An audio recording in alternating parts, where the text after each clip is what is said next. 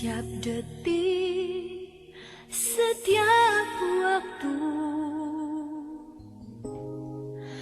kau perhatikanku.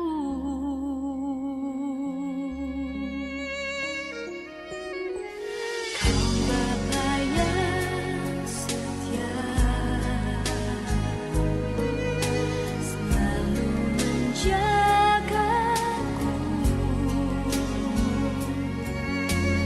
Kau angkatku bila ku jatuh, kau menopangku. Salam sejahtera di dalam kasih Kristus Kepala Gereja. Selamat malam Bapak Ibu, Saudara-saudari, anak-anakku yang dikasihi dan diberkati Tuhan dimanapun saudara ada.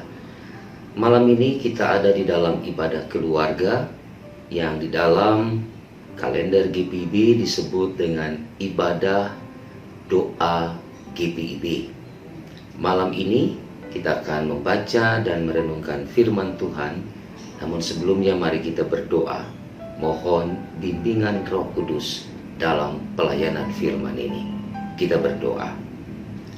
Tuhan, kami datang kepadamu memohon pertolongan Tuhan dalam pemberitaan sabda Tuhan di malam ini dalam ibadah doa GPIB. Tuhan, tolong kami dengan kuasa-Mu supaya kami dimampukan untuk mengerti dan melakukan firman Tuhan dalam kehidupan kami sebagai orang percaya. Bersabdalah, ya Allah, kami siap mendengarkannya. Amin. Pembacaan Alkitab bagi kita bersama dalam ibadah malam ini terambil dari Injil Matius pasal 26 ayat 36 hingga ayat yang ke-46 menyatakan, maka sampailah Yesus bersama-sama murid-muridnya ke suatu tempat yang bernama Getsemani. Lalu ia berkata kepada murid-muridnya, duduklah di sini, sementara aku pergi ke sana untuk berdoa. Dan ia membawa Petrus dan kedua anak Zebedeus sertanya. Maka mulailah ia merasa sedih dan gentar. Lalu katanya kepada mereka, hatiku sangat sedih, seperti mau mati rasanya. Tinggallah di sini dan berjaga-jagalah dengan aku. Maka ia maju sedikit lalu sujud dan berdoa katanya, ya Bapakku, jikalau sekiranya mungkin, biarlah cawan ini lalu daripadaku. Tetapi janganlah seperti yang ku kehendaki, melainkan seperti yang Engkau kehendaki. Setelah itu ia kembali kepada murid-muridnya itu dan mendapati mereka sedang tidur. Dan ia berkata kepada Petrus, tidakkah kamu sanggup berjaga-jaga 1 jam dengan aku? Berjaga-jagalah dan berdoalah, supaya kamu jangan jatuh ke dalam pencobaan. Roh memang penurut, tetapi daging lemah. Lalu ia pergi untuk kedua kalinya dan berdoa, katanya, ya Bapakku, jikalau cawan ini tidak mungkin lalu, kecuali apabila aku meminumnya, jadilah kehendak-Mu. Dan ketika ia kembali pula, ia mendapati mereka sedang tidur, sebab mata mereka sudah berat. Ia membiarkan mereka di situ, lalu pergi dan berdoa untuk ketiga kalinya, dan mengucapkan doa yang itu juga. Sesudah itu ia datang kepada murid-muridnya dan berkata kepada mereka, tidurlah sekarang dan istirahatlah. Lihat, saatnya sudah tiba bahwa Anak Manusia diserahkan ke tangan orang-orang berdosa. Bangunlah, marilah kita pergi. Dia yang menyerahkan aku sudah dekat. Demikianlah sabda Kristus bagi kita bersama. Terpujilah Tuhan, Hosiana. Bapak, Ibu, Saudara-saudari, anak-anak yang dikasihi dan diberkati Tuhan, di dalam ibadah doa GPIB malam hari ini, kita akan bersama-sama belajar tentang satu peristiwa penting yang dialami Tuhan Yesus sebelum Tuhan Yesus ditangkap, disiksa, dan dihukum mati di Golgota. Peristiwa itu adalah doa Yesus di Taman Getsemani. Kekasih-kekasih Tuhan, ada beberapa pengkhotbah, ada beberapa teolog yang membuat sebuah narasi atau membuat sebuah statement terhadap peristiwa ini, bahwa inilah doa Yesus yang tidak terkabul. Mengapa? Definisi itu menjelaskan bahwa doa Yesus di Taman Getsemani adalah doa yang tidak dikabulkan oleh Allah, oleh Sang Bapa. Sebenarnya ini bukan bicara soal terkabul atau tidak terkabul, tetapi ini bicara soal rancangan dan rencana Allah besar yang dijalani, yang dilakoni oleh Yesus dalam misi penyelamatan bagi dunia dan manusia.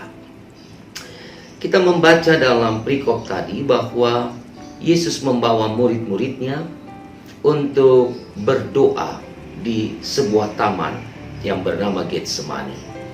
Setiba di tempat itu, Yesus menyendiri, ia pergi menjauhi para murid dan berdoa. Dalam doa Yesus ini, saudara, syarat dengan makna yang dalam. Karena selain doa Yesus di Getsemani ini adalah doa memohon sebagai seorang manusia, Yesus mewakili manusia, saya dan saudara, ketika mengalami satu pergumulan berat, ketika mengalami satu persoalan yang sulit dalam kehidupan. Tentu yang kita inginkan atau yang kita naikkan dalam doa-doa kita adalah kiranya Tuhan menghindari, Tuhan mengeluarkan kita, Tuhan memberikan kepada kita keadaan yang lebih baik daripada pergumulan dan masalah-masalah hidup yang berat itu. Sehingga doa Yesus di Getsemani ini mau mengatakan bahwa Yesus benar-benar mengerti keadaan dan juga situasi kehidupan manusia ketika mengalami pergumulan yang berat. Yesus bukanlah Allah yang cuek dan tidak peduli terhadap apa yang dialami oleh manusia dalam hidup. Justru dalam untayan doa Yesus di Taman Getsemani ini, kita melihat bagaimana Yesus mewakili kita. Yesus menjadi seseorang yang benar-benar mengalami sebuah keadaan yang sangat berat.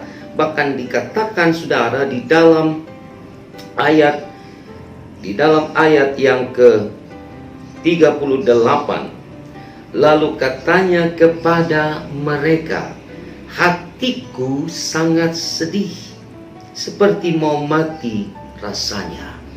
Ini sebuah ungkapan yang keluar dari hati seorang manusia dalam kejujuran ketika pergumulan itu begitu berat dialami. Kesedihan dialami oleh Yesus karena Yesus tahu bahwa ia akan mati, ia akan ditangkap, ia akan dihukum, ia akan digantung sebagai tumbal dari misinya. Kekasih-kekasih Tuhan yang diberkati, selain Yesus berempati, Yesus peduli terhadap keadaan manusia. Di dalam doa ini juga Yesus memohon, jikalau cawan ini boleh lalu daripadaku, maka biarlah ia berlalu.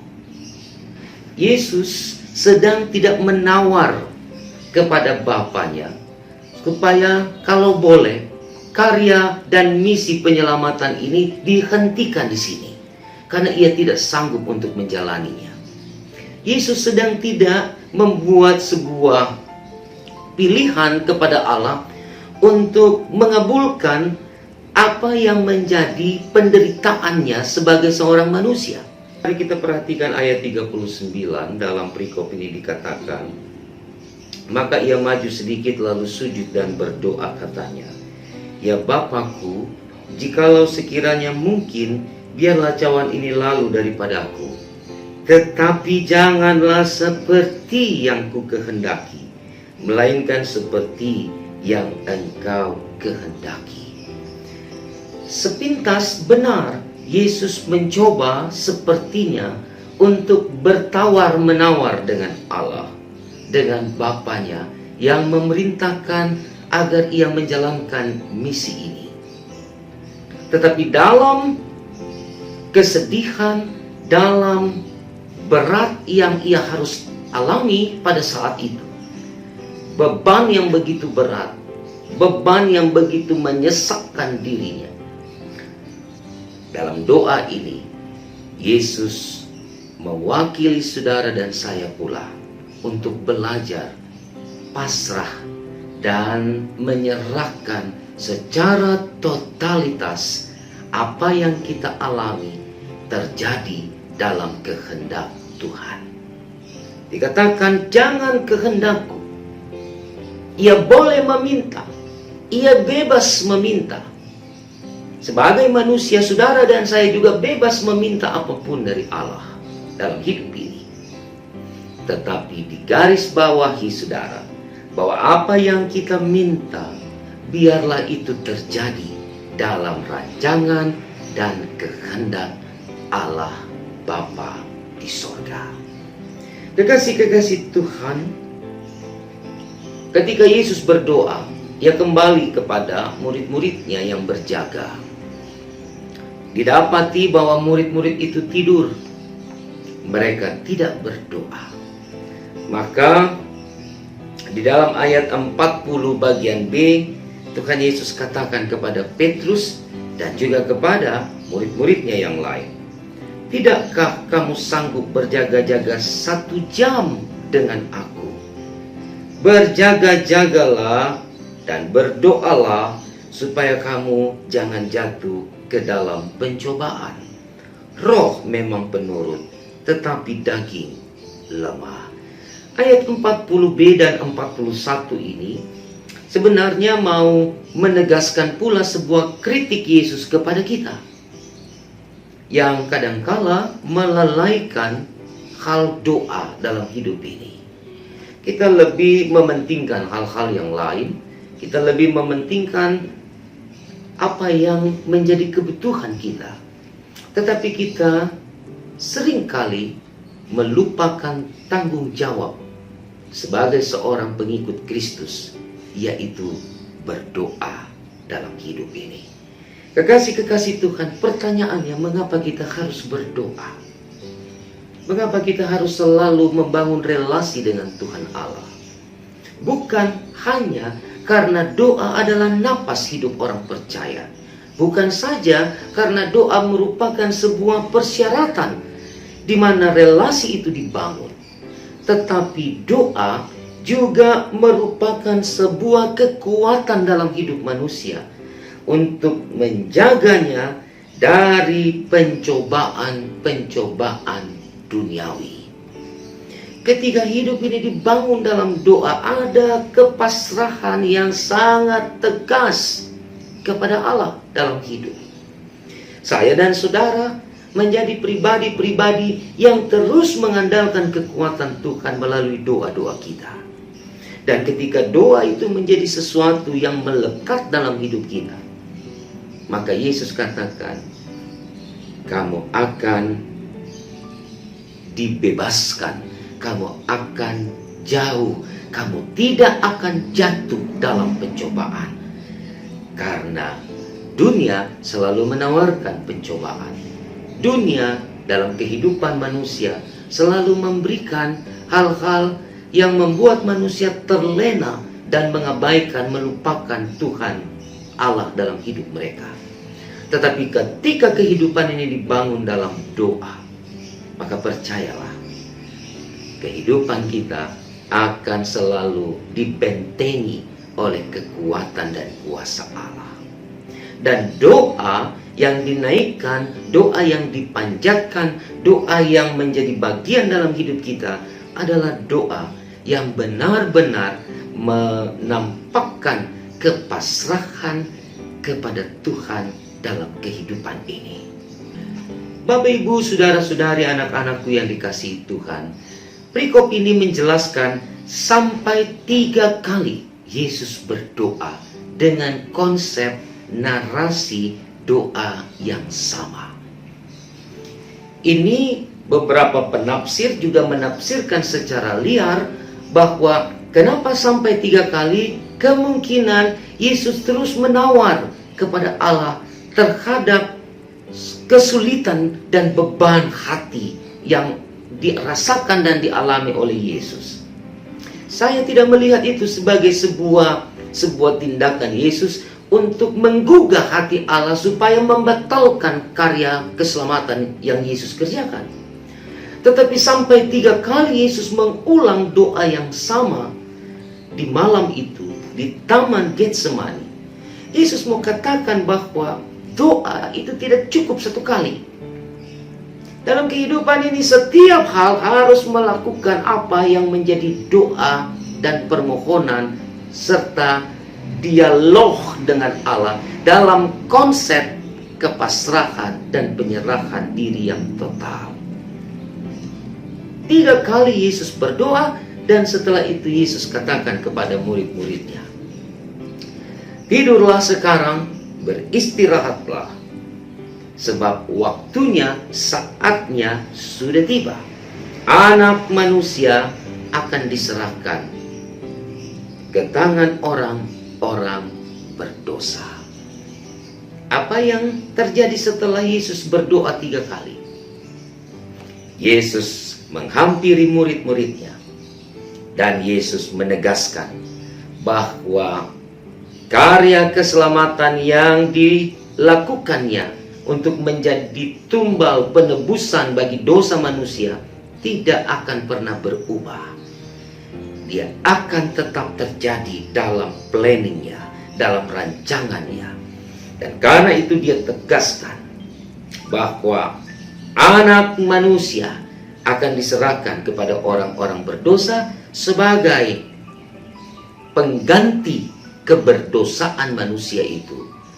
Dan saatnya sudah tiba saat ini. Kekasih-kekasih Tuhan yang diberkati, malam ini adalah malam perenungan bagi kita untuk mempersiapkan hati.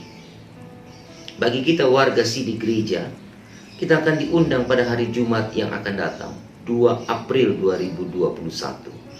Duduk di meja perjamuan Tuhan dan memaknai kembali karya besar Allah lewat kematian dan kebangkitannya untuk kita.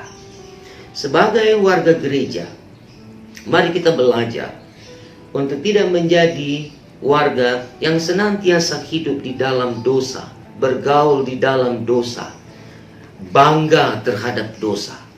Tetapi masukilah satu babak baru dalam kehidupan ini, yaitu pertobatan. Mengubah, mentransformasi seluruh hidup kita untuk semakin menjadi pribadi-pribadi yang bermakna, berdampak bagi orang lain, dan terlebih bagi Tuhan Allah. Saudara-saudaraku, persiapan hati ini penting supaya ketika kita makan roti dan minum anggur yang menjadi simbol lambang dari darah dan tubuh Kristus yang dipecah-pecahkan, yang tertumpah menjadi tebusan untuk dosa kita, maka makna perjamuan kudus itu nanti akan benar-benar meresapi kehidupan ini dan mewarnai perjalanan iman kita untuk tetap setia, taat, dan melakukan apa yang dikehendaki Tuhan atas hidup kita. Mungkin dalam perjalanan iman kita kecewa, mungkin dalam perjalanan iman kita akan mengalami penderitaan karena kita akan memikul salib kita masing-masing. Mungkin saja doa kita juga mengatakan, Tuhan, jikalau boleh, penderitaan ini jangan terjadi dalam hidupku, dalam keluargaku, dalam persekutuan jemaatku. Tetapi di balik itu kita juga harus mengaminkan bahwa proses hidup dalam mengikut Tuhan tidak mudah. penuh lika-liku, penuh dengan batu-batu cadas yang tajam. Kita harus melewati, kita harus menginjak semuanya itu. Kendati pun sakit, tetapi kita harus tetap berjalan. Dan dalam perjalanan itulah kita akan berdoa, Tuhan, jangan kehendakku yang terjadi, melainkan jadilah menurut kehendak-Mu. Kekasih-kekasih Tuhan, karena itu di malam doa GBIB ini, mari kita renungkan kembali konsep doa Tuhan Yesus ini. Dan kita mau belajar untuk melakukannya dalam kehidupan kita sebagai orang percaya. Dan biarlah di malam ini kita semua juga diingatkan untuk tidak mengabaikan doa dalam hidup, dalam keluarga, dalam persekutuan, dan dalam keberadaan hidup kita secara total. Mari terus membangun relasi dengan Tuhan, karena di dalam dan bersama-sama dengan Tuhan kita akan menikmati sesuatu yang Tuhan siapkan dalam hidup kita, yaitu keadaan yang dihindari dari pencobaan-pencobaan ketika kehidupan doa kita benar-benar kita lakukan dalam tanggung jawab iman. Selamat mempersiapkan diri bagi kita warga Sidi Gereja untuk menerima dan mengambil bagian dalam jamuan kudus Tuhan. Dan selamat membangun kehidupan doa di dalam perjalanan kita ke depan. Biarlah doa-doa kita menjadi doa-doa yang menguatkan iman kita, dan doa-doa yang selalu disandarkan pada rancangan dan rencana-rencana indah Tuhan dalam hidup kita.